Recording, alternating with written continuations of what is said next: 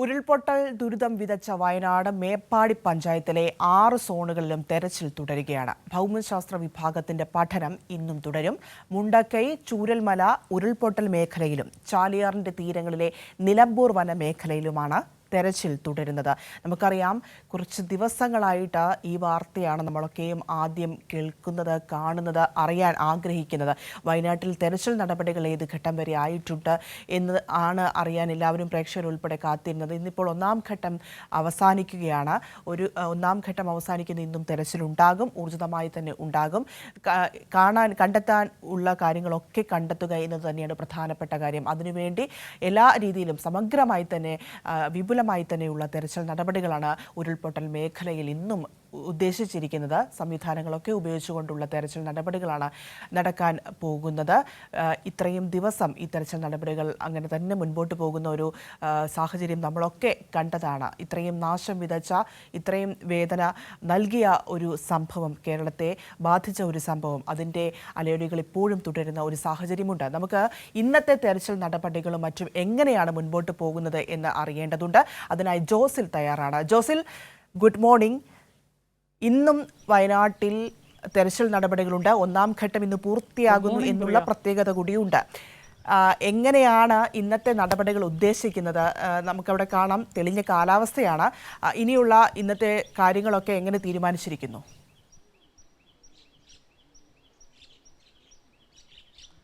പ്രിയ സൂചിപ്പിച്ചതുപോലെ തന്നെ ഇന്ന് ഇവിടെ വളരെ തെളിഞ്ഞ ഒരു കാലാവസ്ഥയാണ്. കഴിഞ്ഞ ദിവസങ്ങളിലെല്ലാം ഉച്ച കഴിഞ്ഞാണ് ശക്തമായ മഴയുണ്ടായത്.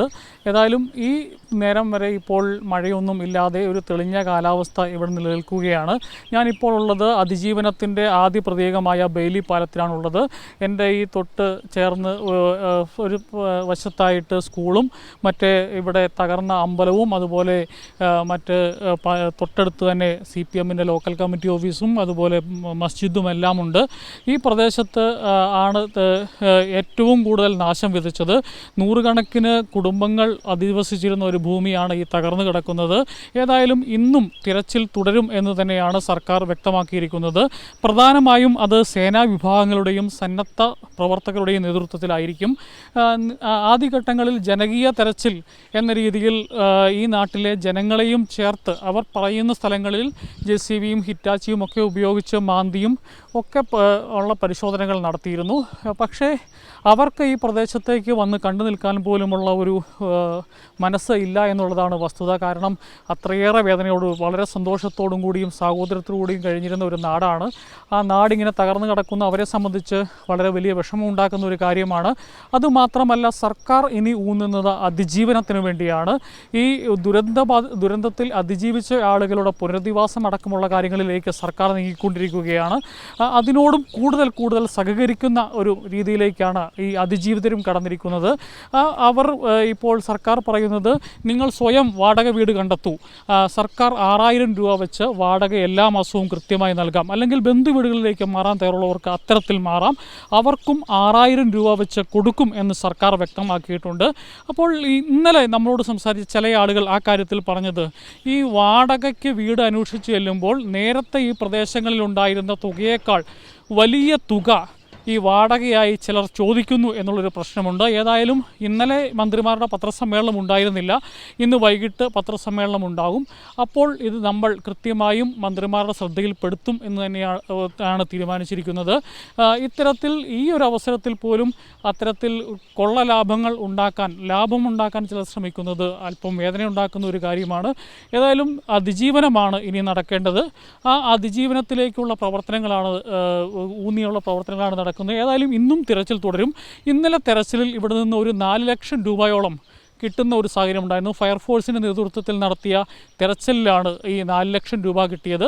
അതൊരു പ്ലാസ്റ്റിക് കവറിനകത്ത് സൂക്ഷിച്ചിരുന്നത് കൊണ്ടാണ് വലിയ കേടുപാടുകൾ ഇല്ലാതെ ആ പണം കണ്ടെത്തുന്നതിന് സാധിച്ചത്. ഫയർഫോഴ്സ് ഇന്നലെ കൃത്യമായി പറഞ്ഞു. അവരുടെ എല്ലാ പരിശീലന പരിപാടികളിലും ഫയർഫോഴ്സ് കൃത്യമായി പറയുന്ന കാര്യമുണ്ട്, നമ്മളുടെ സ്വർണ്ണമാണെങ്കിലും പണമാണെങ്കിലും അതൊരു കവറിനകത്ത് ആക്കി സൂക്ഷിക്കുകയാണെങ്കിൽ ഇപ്പോൾ എപ്പോഴാണ് ഈ ഭൂമിയിൽ ദുരന്തമുണ്ടാകുക എന്ന് പറയാൻ പറ്റില്ല.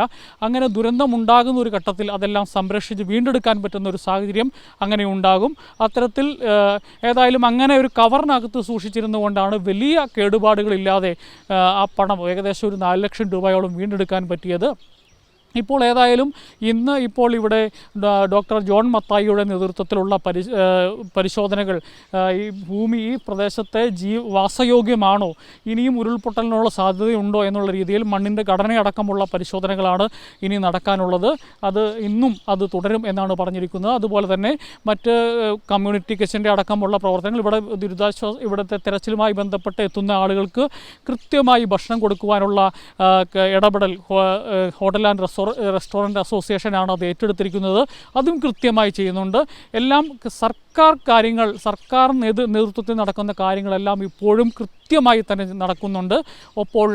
ഒപ്പം അതിജീവനവുമാണ് ഇനി നടക്കാനുള്ളത്. പ്രിയ ജോസിൽ, ഇതിനൊപ്പം തന്നെ ഏറെ ആശ്വാസകരമായ കാര്യം മരിച്ചവരുടെ ആശ്രിതർക്കും ഒപ്പം ഗുരുതരമായി പരിക്കേറ്റവർക്കും 6 ലക്ഷം രൂപയാണ് ഇപ്പോൾ ധനസഹായം പ്രഖ്യാപിച്ചിരിക്കുന്നത്. അത് അവരെ സംബന്ധിച്ച് ഏറെ ആശ്വാസം നൽകുന്ന ഒരു കാര്യമാണ്. നമുക്കറിയാം, തീരാ ദുഃഖമാണ്, നിറയെ വേദനകൾ സമ്മാനിച്ചുകൊണ്ടുള്ള നികത്താനാകാത്ത നഷ്ടങ്ങളാണ് ഉണ്ടായിരിക്കുന്നത്. എങ്കിൽ പോലും ഇത്തരത്തിൽ ചില കാര്യങ്ങൾ ആശ്വാസം നൽകുന്നതാണ്. അതിനൊപ്പം തന്നെ ഈ വാടക വീടുകൾ നൽകാൻ സന്നദ്ധരായവർ അറിയിക്കണമെന്ന് ജില്ലാ കളക്ടറും കഴിഞ്ഞ ദിവസം അറിയിച്ചിട്ടുണ്ട്. ഇങ്ങനെ ഈ കാര്യങ്ങൾ ധനസഹായം പ്രഖ്യാപിച്ചത് എത്രത്തോളം അവരെ സഹായിക്കുന്നുണ്ട്? അതിനൊപ്പം തന്നെ ഈ വാടക വീടുകൾ നൽകാൻ തയ്യാറായിട്ട് ആരെങ്കിലും രംഗത്ത് വരുന്നുണ്ടോ? കളക്ടറുടെ ഈ നിർദ്ദേശം ആരെങ്കിലും കേട്ടുകൊണ്ട് സന്നദ്ധരായിട്ട് മുൻപോട്ട് വരുന്ന ആളുകളും ഉണ്ടാകുമല്ലോ.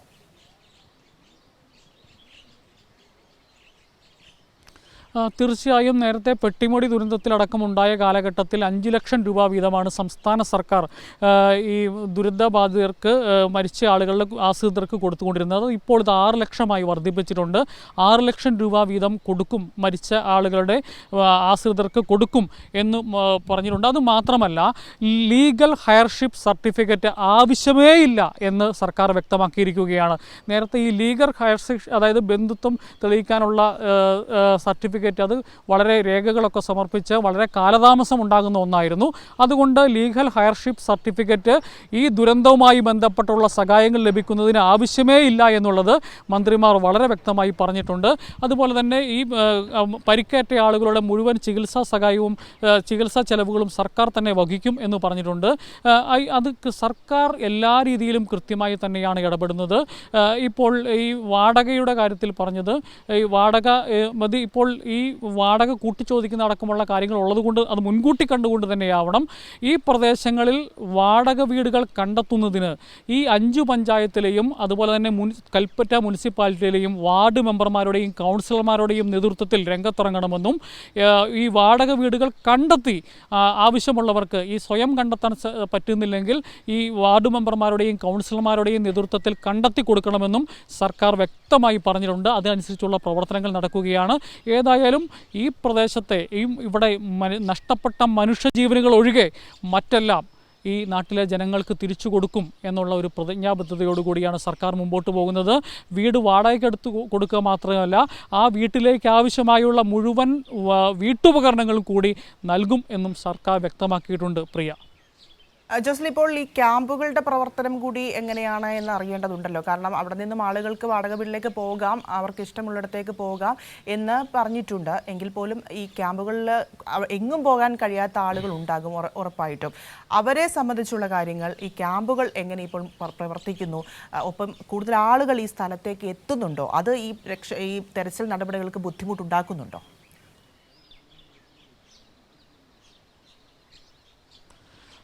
നിലവിൽ ആദ്യഘട്ടങ്ങളിൽ 17 ദുരിതാശ്വാസ ക്യാമ്പുകളാണ് പ്രവർത്തിച്ചിരുന്നത്. അത് 10ആയി കുറഞ്ഞിട്ടുണ്ട്. ക്യാമ്പുകളിൽ താമസിക്കുന്ന ആളുകളുടെ എണ്ണത്തിലും കുറവ് വന്നിട്ടുണ്ട്. കാരണം ഇപ്പോൾ ഈ ദുരന്തം പേടിച്ച മഴ ശക്തമായ സാഹചര്യത്തിൽ ഈ ദുരന്ത സാധ്യതയുള്ള മേഖലയിൽ നിന്നും ദുരിതാശ്വാസ ക്യാമ്പുകളിലേക്ക് ആളുകളെ താമസിപ്പിച്ചിരുന്നു. അത്രയും മഴ കുറഞ്ഞ ഒരു സാഹചര്യത്തിൽ അത്തരം ആളുകൾ വീടുകളിലേക്ക് തിരിച്ചു വന്നിട്ടുണ്ട്. അതോടൊപ്പം തന്നെ ഈ പല ആളുകളും ബന്ധുവീടുകളിലേക്കും അതുപോലെ തന്നെ സ്വയം വാടകയ്ക്കെടുത്തുമൊക്കെ മാറുന്ന മാറുന്ന ഒരു സാഹചര്യമുണ്ട്. അങ്ങനെ ദുരിതാശ്വാസ ക്യാമ്പുകളിൽ കഴിയുന്ന ആളുകളുടെ എണ്ണത്തിൽ കുറവ് വന്നിട്ടുണ്ട്. 495ഓളം കുടുംബങ്ങളാണ് ഇപ്പോഴും ദുരിതാശ്വാസ ക്യാമ്പുകളിൽ കഴിയുന്നത്. 1350ഓളം ആളുകൾ ദുരിതാശ്വാസ ക്യാമ്പിൽ കഴിയുന്നുണ്ട്. ഏതായാലും അവരുടെയും കൂടെ തിരക്ക് പിടിക്കുന്നില്ല. ഇവിടെ എല്ലാ ദുരിതാശ്വാസ ക്യാമ്പുകളിലും അവിടെ ആവശ്യമായ ഭക്ഷണവും മറ്റ് സംവിധാനങ്ങളും എല്ലാം ഒരുക്കിയിട്ടുണ്ട്.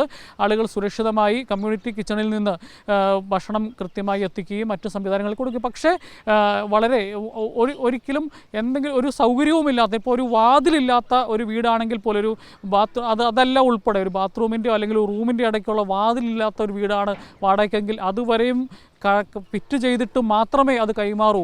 എല്ലാ സൗകര്യങ്ങളും ഒരുക്കിയിട്ട് മാത്രമേ ഈ വാടക വീടുകളടക്കം കൈമാറൂ എന്നാണ് മന്ത്രിമാർ കൃത്യമായി വ്യക്തമാക്കിയിരിക്കുന്നത്. അങ്ങനെ എല്ലാ രീതിയിലും കൃത്യമായ ഒരു ഇടപെടലാണ് സർക്കാർ ഈ കാര്യത്തിൽ നടത്തിക്കൊണ്ടിരിക്കുന്നത്. പ്രിയ.